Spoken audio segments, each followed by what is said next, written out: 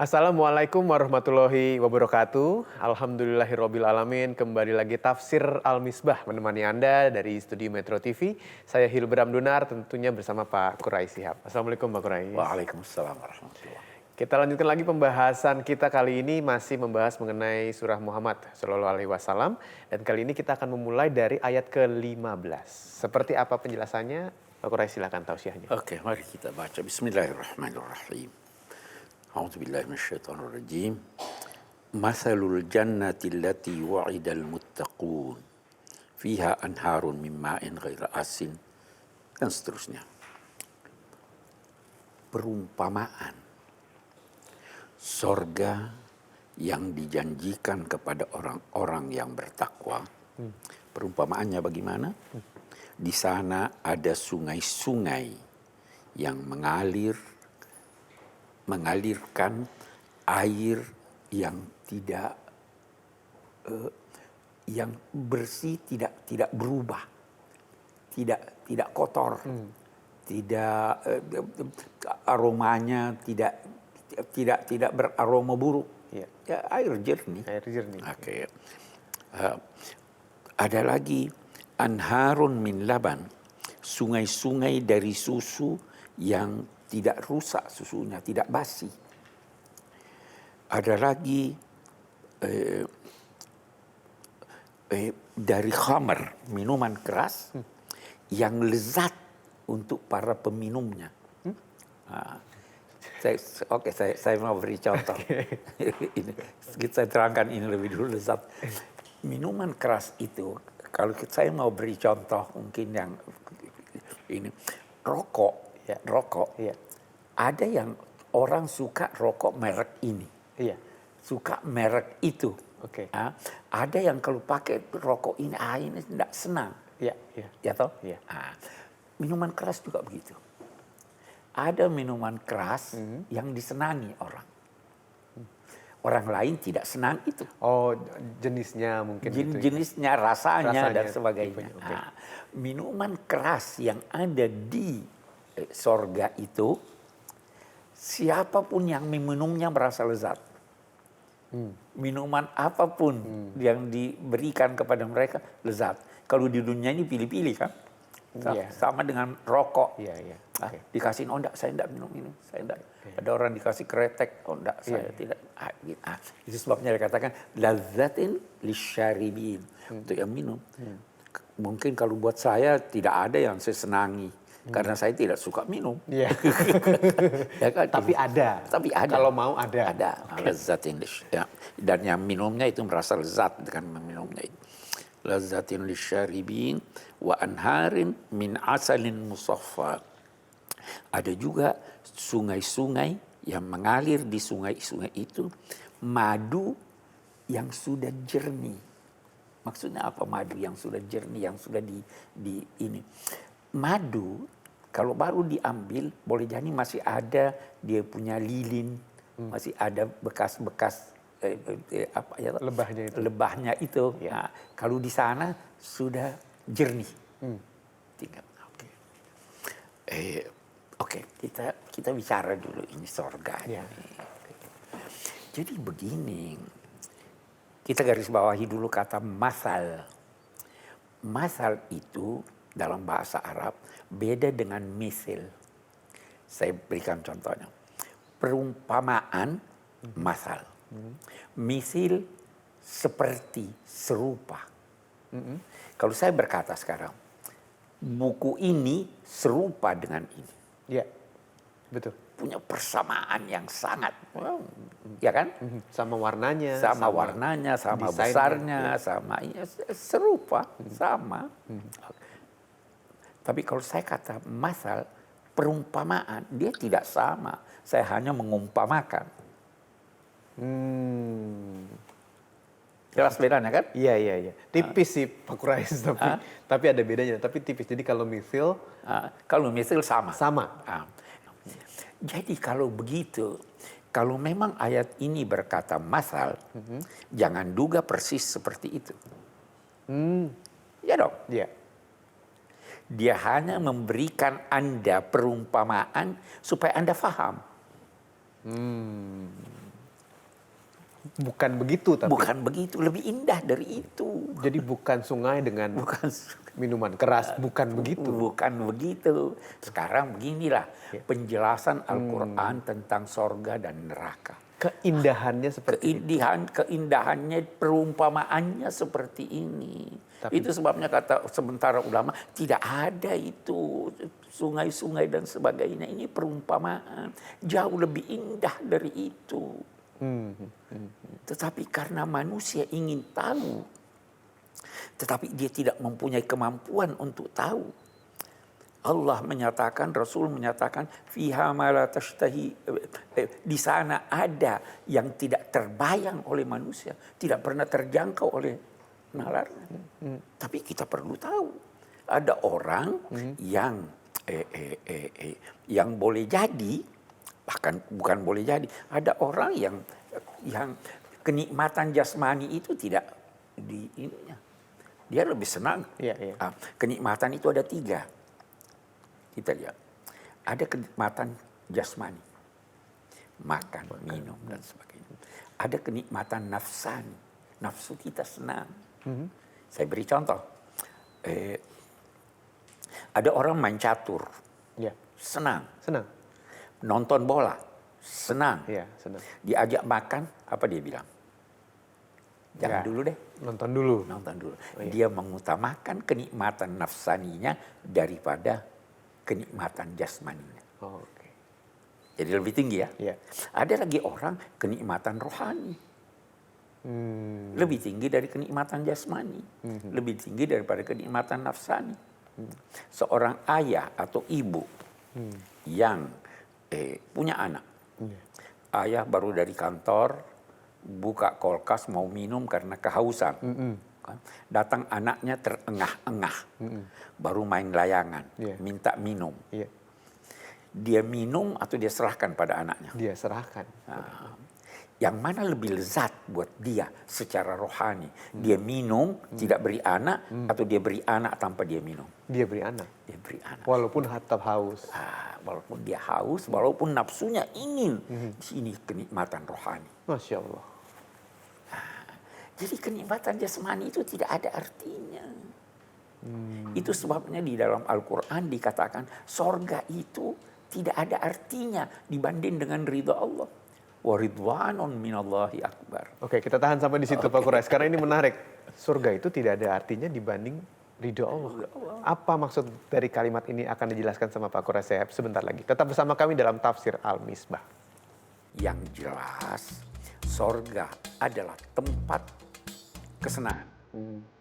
Bagaimana kesenangannya? Jangan tanya.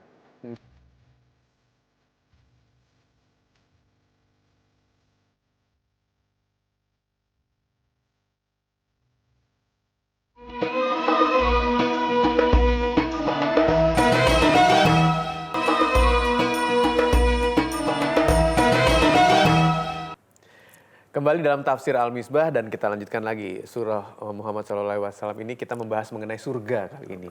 Tadi Pak Quraish menjelaskan tentang ridho Allah. Lebih indah daripada surga.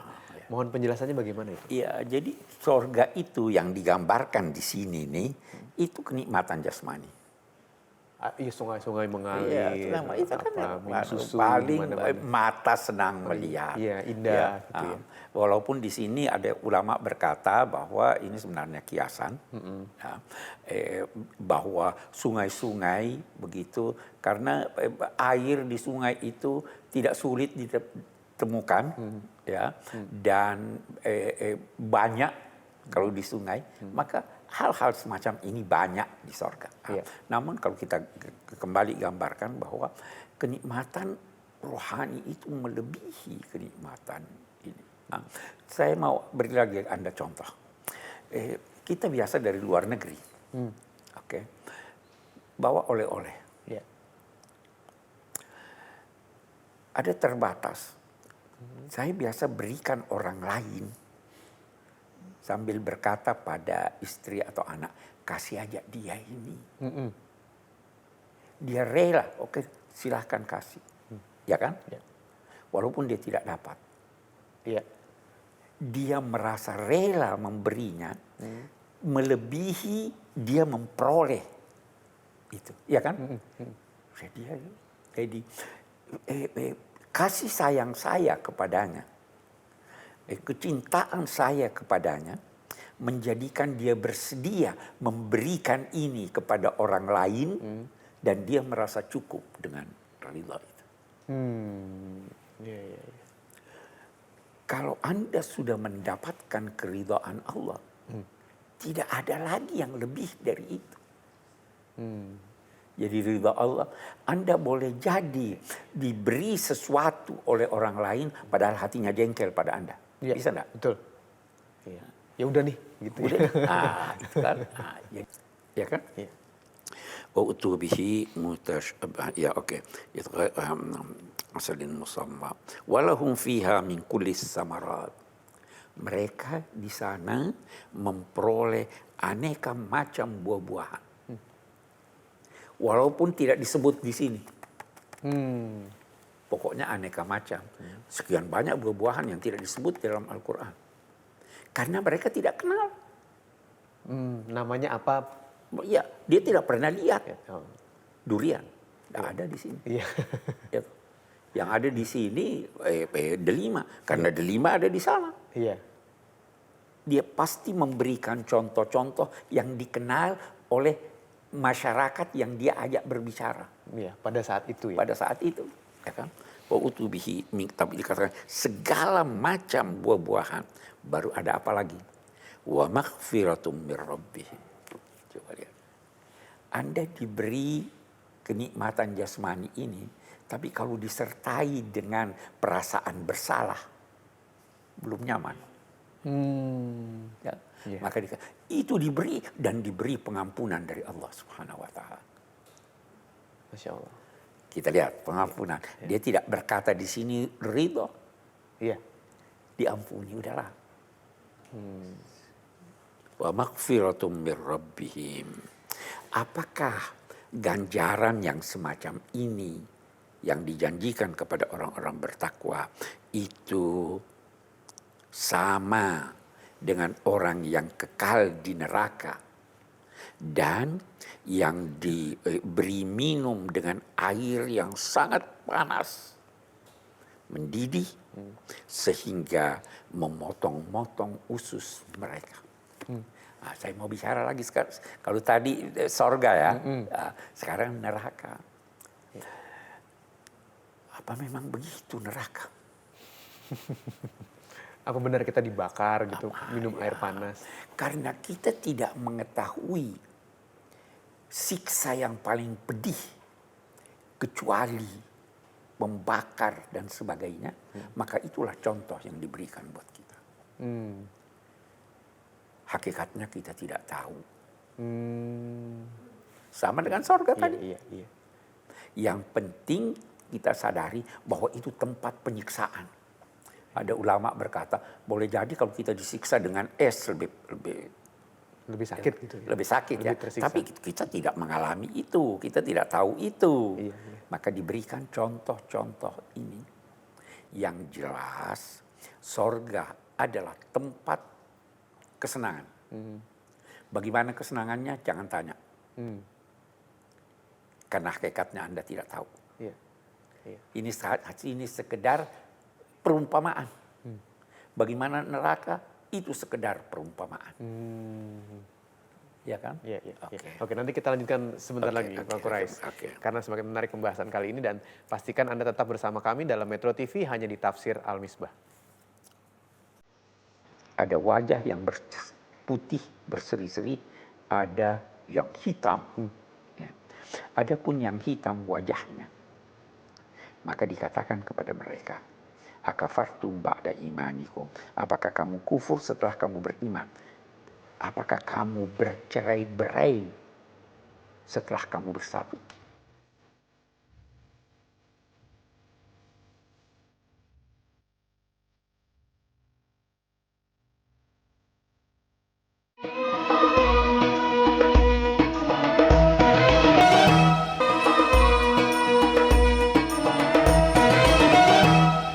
Saya akan berikan kesempatan kepada Anda untuk bertanya langsung kepada Pak Quraish Shihab. Kita lihat kali ini pertanyaannya seputar apa. Assalamualaikum Pak Kurais, saya mau tanya. Jadi kan saya sering berbicara atau bercanda dengan teman saya, tapi saya selalu was-was atau takut perkataan saya ini masuk ke dalam kekufuran. Apakah perasaan was-was itu masuk ke dalam kekufuran ataupun murtad? Dan saya mau tahu juga kapankah seseorang bisa disebut murtad dalam syariat Islam? Terima kasih Pak Kurais. Assalamualaikum warahmatullahi wabarakatuh. Terima kasih pertanyaannya ini seputar dari ketika dia bicara kepada orang, was-was Pak Kurais, takut apa yang dikatakan itu mengarah pada kekufuran. Apakah itu termasuk murtad? Nah, mohon penjelasan dari Pak Kurais. Murtad itu apa sih maksudnya dari kacamata Islam? Murtad itu artinya kembali kepada kekufuran setelah menganut agama yang benar, Iya. setelah menganut Islam. Nah, sekarang dia was-was. Was-was. Dia mengucapkan suatu kalimat yang dia khawatir itu kekufuran. Iya. Nah, jawabannya begini, itu yang Anda ucapkan memang kekufuran maksud Anda atau salah ucap? Oh, oke. Ya kan? Iya, iya, iya. Kalau salah tidak sengaja gitu maksudnya. Salah tidak sengaja atau bahkan kalau Anda mengucapkannya kemudian Anda sadar bahwa salah, tidak murtad.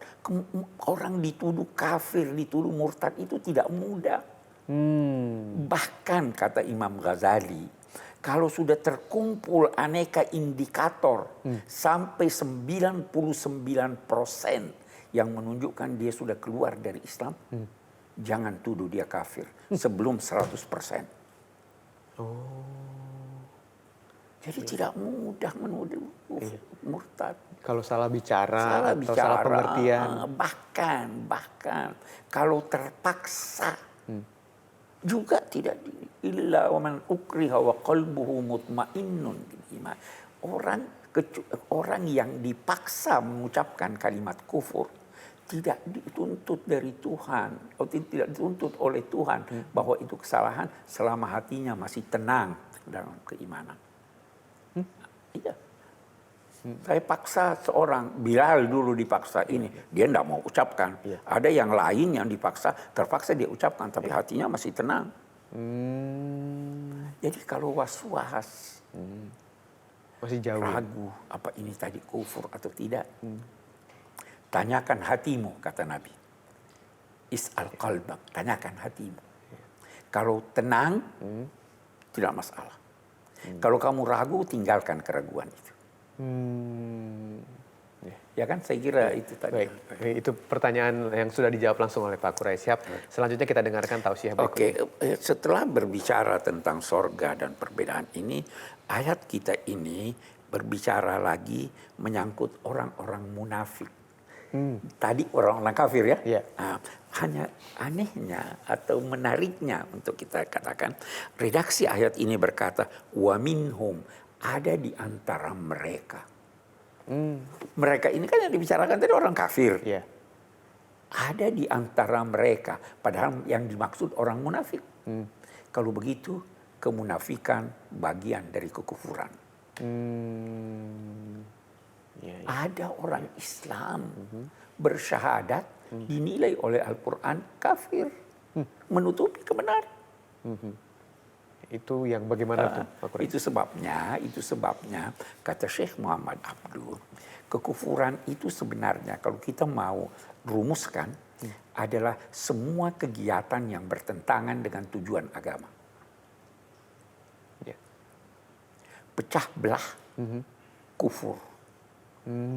Syekh Muhammad Abdul di dalam tafsir Al-Manar itu menulis ada ayat wa ammal ladzina swaddat wujuh yauma tabyaddu wujuh wa taswaddu wujuh fa ammal ladzina swaddat wujuhum dan seterusnya. Di hari kemudian ada wajah yang putih berseri-seri, ada yang hitam. Ya. Adapun yang hitam wajahnya, maka dikatakan kepada mereka, akafartum ba'da imanikum. Apakah kamu kufur setelah kamu beriman? Apakah kamu bercerai-berai setelah kamu bersatu? Ya. Jadi bercerai-berai itu, perpecahan itu adalah kekufuran. Karena itu dia rumuskan semua kegiatan yang bertentangan dengan tujuan agama. Agama ingin kita bersatu. Agama ingin kita bersahabat. Agama ingin kita dermawan. Agama ingin kita berani dalam kebenaran. Semua yang bertentangan dengan itu adalah kekufuran. Sudah dua sekarang kafir. Iya. Ya. Iya. Wahai orang-orang yang beriman, la taqulu ra'ina ya ayyuhalladzina, jangan berucap ra'ina. Tapi katakanlah unzurna. Dulu orang Yahudi berkata ra'ina ingin mengejek Nabi. Maka orang Islam dikatakan, sudahlah jangan gunakan kata ra'ina itu. Gunakan kata yang lain yang sepadan dengan itu. Ikuti Nabi, baru diancam. Walil kafirina adzabun. Yang kafir, ada siksa buat dia. Ini untuk orang mukmin dinamai kafir yang menentang ini tadi. Jadi kekufuran itu bukan sekedar keluar dari agama. Bahkan di dalam pun tetap Tidak bisa pun dibilang. munafik ini tadi minhum ada di antara mereka, di antara orang-orang kafir itu. Iya kan? Iya. Oke, minhum man yastami'u ilaih. Ada di antara mereka orang-orang munafik ini yang datang mendengar dengan tekun tuntunan-tuntunanmu. Tapi dia mendengar untuk mencari celah Kesalahan gitu. kesalahannya atau membuat-buat untuk melecehkan. Tujuannya datang melecehkan. Kalau dilihat dari segi lahiriah dia muslim, datang mendengar tekun. Yastami bukan cuma mendengar, mendengar secara sungguh-sungguh. Iya, iya. Yastami'u ilaih. Falamma kharaju min indik, setelah mereka keluar dari majlismu, dia berkata kepada orang-orang yang diberi ilmu. Tadi itu Nabi ngomong apa ya? Saya tidak ngerti ngomongannya. Oh. Karena dia mau melecehkan. Dia berkata itu tidak jelas. Itu. Iya. Itu salah. Dengan maksud menghina. Menghina. Ada di antara mereka itu yang seperti itu. Oke, kita tahan dulu sampai di situ Pak Quraisy. Akan kita lanjutkan sebentar lagi. Jangan kemana-mana, tetap bersama kami dalam Tafsir Al-Misbah. Ilmu Allah tidak ada batasnya. Dia bisa limpahkan pada setiap orang yang dia kehendaki, ya kan? Oke. Kalau begitu, orang yang sudah berilmu bisa tambah ilmunya.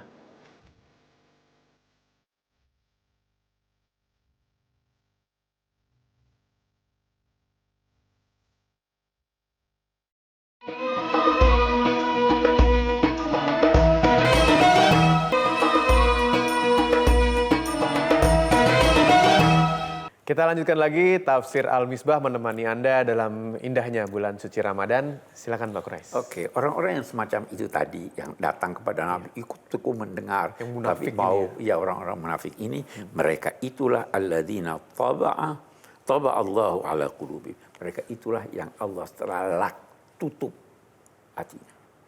Hati itu wadah.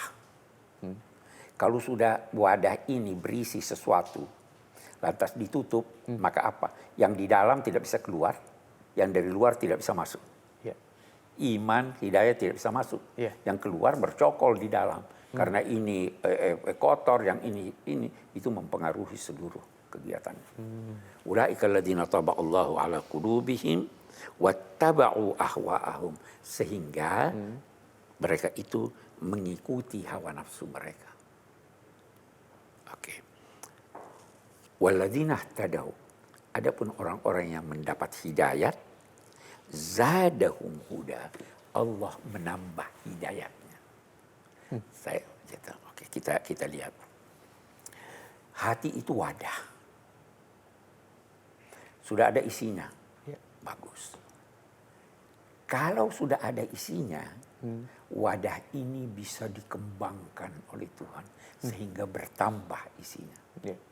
Ya toh? Diluaskan hatinya. Diluaskan hati, dilapangkan hatinya. Ya. Bagus. Nah, hidayat Allah itu tidak ada batasnya. Kita ambil salah satu contoh. Dari ilmu Allah tidak ada batasnya. Dia bisa limpahkan pada setiap orang yang dia kehendaki, ya kan? Oke. Kalau begitu, orang yang sudah berilmu bisa tambah ilmunya? Bisa. Yang sudah top ilmunya bisa tambah? Bisa. Bisa.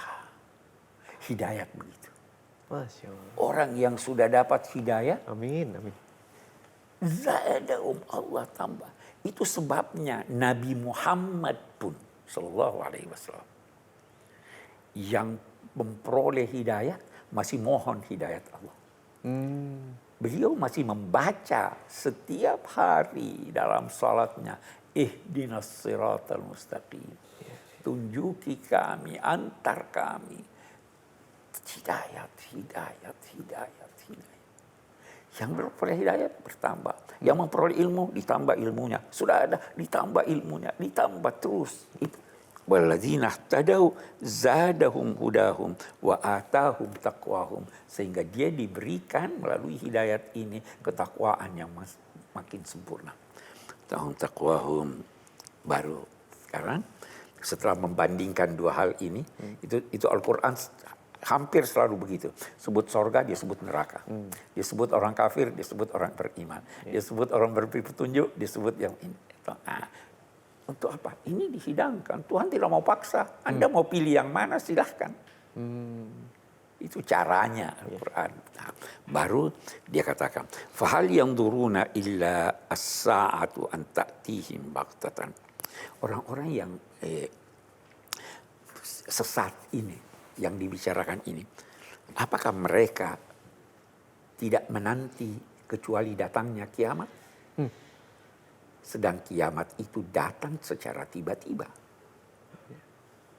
Mereka berfoya-foya begitu. Mereka sebenarnya tidak menanti kiamat. Karena mereka lengah. Tidak percaya juga mungkin ya. Tidak bertanya juga mungkin. Padahal kiamat itu datang kepada mereka tiba-tiba. Kalau Anda menanti sesuatu, Anda mempersiapkan diri menghadapinya. Ya toh? Menanti kedatangan tamu, Anda siapkan.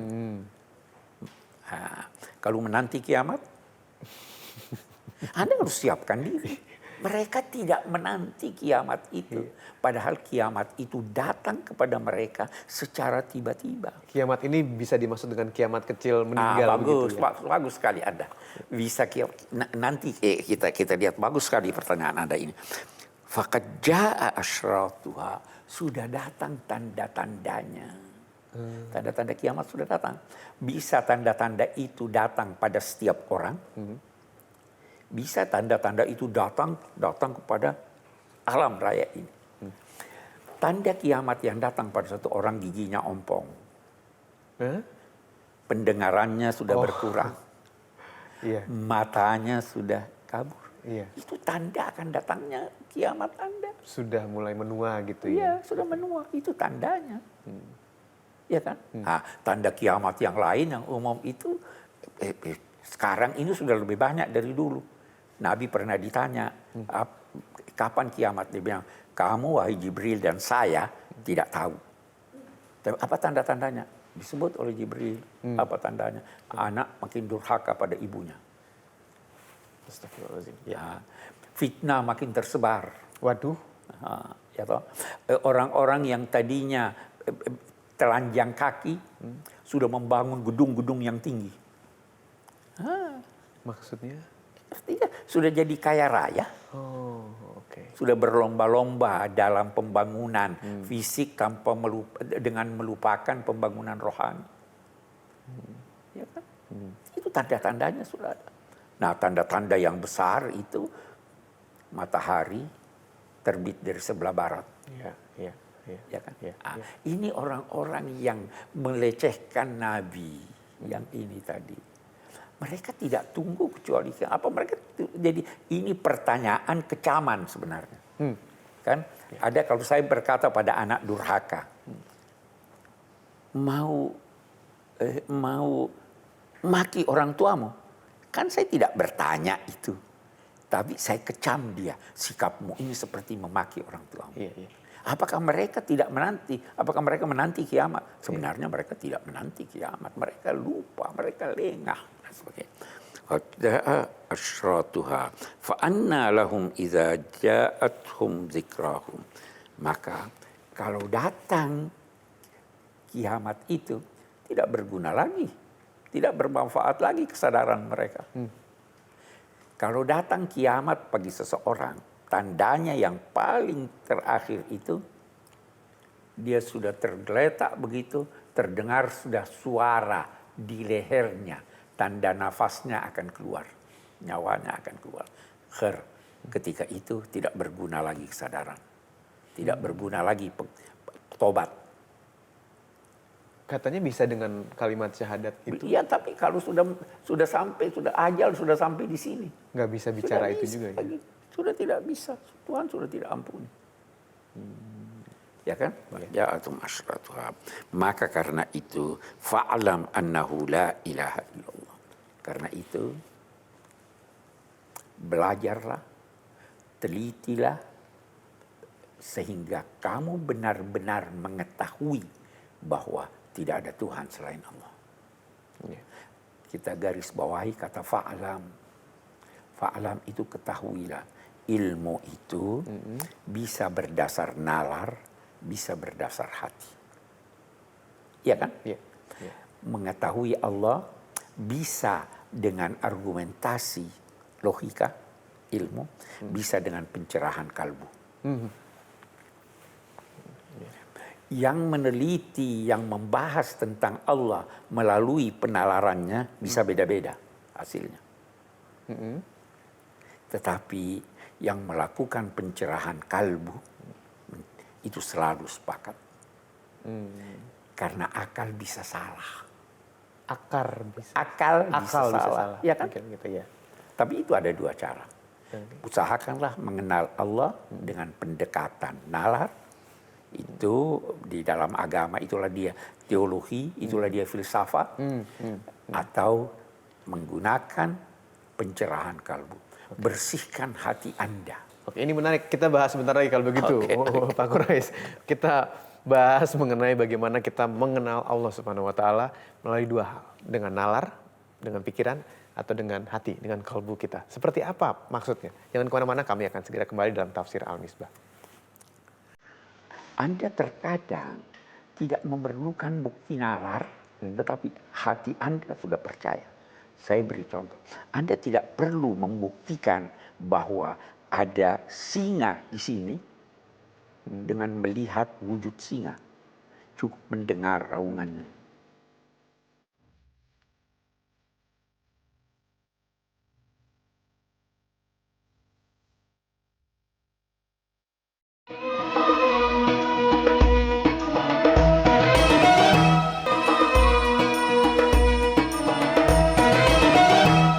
Terima kasih untuk Anda yang masih terus menyaksikan Tafsir Al-Misbah di bulan suci Ramadan di Metro TV. Dan sekarang kita langsung membahas tadi mengenai apa yang akan disampaikan oleh Pak Quraish mengenai mengenal Tuhan melalui dua cara, nalar, pikiran, dan juga hati.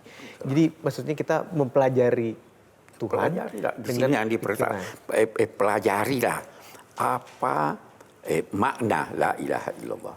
Keesaan Tuhan. Ya, pelajari bukti-bukti kebenaran la ilaha illallah. Kenali Allah. So, pengenalannya melalui argumentasi. Perdebatan akal. gitu. Iya, berdebat tentang Allah. Kita yang percaya bahwa tidak mungkin alam raya ini tercipta tanpa pencipta. Iya. Keteraturannya yang demikian konsisten tidak mungkin karena dipimpin oleh dua penguasa. Iya. Planet-planet tidak tabrakan. Itu sekarang misalnya itu ya. Ada pencerahan hati. Anda terkadang tidak memerlukan bukti nalar, tetapi hati Anda sudah percaya. Saya beri contoh. Anda tidak perlu membuktikan bahwa ada singa di sini dengan melihat wujud singa. Cukup mendengar raungannya. Iya. Iya betul. Hati begitu. Itu sebabnya bagaimana bersihkan hati, hilangkan noda-noda, selalu berbuat baik, jangan dengki, jangan hasud, jangan ini. Bersihkan hati. Akhirnya hati Anda cerah sehingga dia menjadi cermin yang dapat menangkap pancaran dari Tuhan. Itu orang-orang tasawuf begitu. Iya. Nah itu. Fa'alam annahu la ilaha illallah. Karena itu dalam Islam kita dituntut percaya bukan dengan menutup mata. Percaya atas dasar ilmu, Iya. atas dasar pengetahuan. Oke. Jadi mempertanyakan keesaan Allah. Silahkan, tidak ada masalah, tanyakan. Tetapi objektif. Iya, objektif. Iya. Bukan menuduh dan bukan menyerang gitu ya maksudnya. Kenapa? Ada. Islam sama sekali, Al-Quran sama sekali tidak khawatir dengan kritik orang, asal dia objektif. Semua kritik yang diterima terhadapnya kita bisa jawab. Ini begini, ini begini, ini begini. Itu apa? Aku tidak menuntut dari kamu kecuali satu, berpikir secara objektif. Boleh berpikir sendiri, boleh berpikir bersama-sama. Ma bisahibukum min jinnah. Tokoh ini yang menyampaikannya bukan orang gila. Iya. Ya, jadi silahkan. Iya.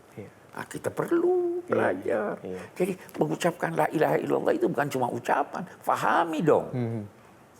Dan dipelajari. Dipelajari, difahami, baru dipraktekkan. Iya.